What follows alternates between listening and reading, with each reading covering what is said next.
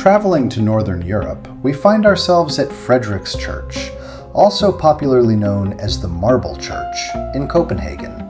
Were you aware the church is perfectly aligned with Amalienborg Palace and the Opera House? This creates one of the most famous power axes in Europe.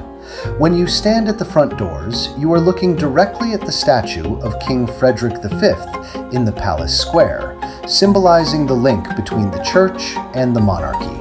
The text on the frieze actually reads, Herrens ord blive evindelig, which reads, The word of the Lord endureth forever. This is from 1 Peter 1:25. Because the church stood as a hollow shell for over 100 years, this inscription was a pointed reminder that while human projects and budgets fail, the spiritual foundation was meant to be permanent. The dome you see is actually the largest in Scandinavia, with a span of 31 meters. It was designed by Ferdinand Meldahl in the late 1800s. He had to be incredibly creative because the original 1740 foundations couldn't support the weight of a solid stone dome, so he used a lightweight iron and timber skeleton covered in copper.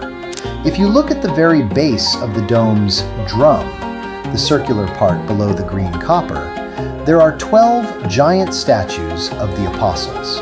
Most people miss them because they blend into the stonework, but they are positioned to guard the transition from the earthly square below to the heavenly dome above.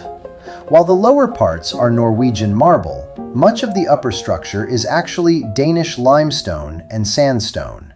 Using different stones was a cost-saving measure during the 19th century completion.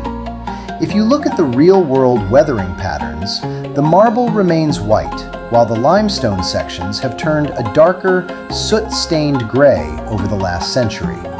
The lamppost on the sidewalk is a classic Copenhagen gas-style lamp. These are iconic to the city's heritage. The crown on top of the lamp isn't just a decoration.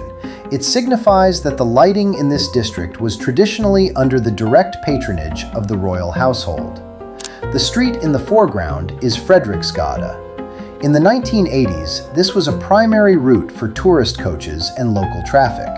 The cars you see, like the VW Golf and the Fiat, are oriented as if they are driving away from the palace toward the city center, basically a snapshot of Copenhagen before it became heavily prioritized for bicycle traffic.